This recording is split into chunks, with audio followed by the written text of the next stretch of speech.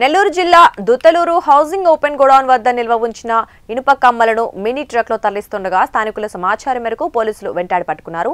దొంగిలించిన ఇనుప కమ్ములు విలువ దాదాపు 55,000 రూపాయలు ఉంటుందని అంచనా వేశారు.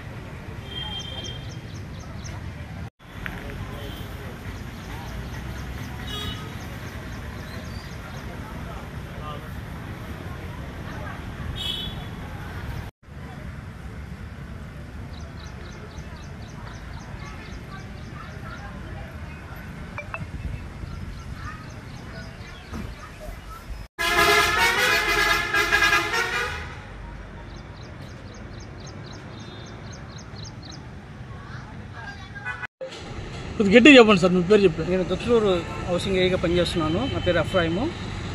ఉదయం 7:30 నాకు ఫోన్ వచ్చింది, స్టీల్ గోడౌన్లో ఎత్తుతున్నారని. వెంటనే ఆ ఫోటోస్ తెప్పించుకొని నేను ఎస్ఐ గారికి పాస్ చేశాను.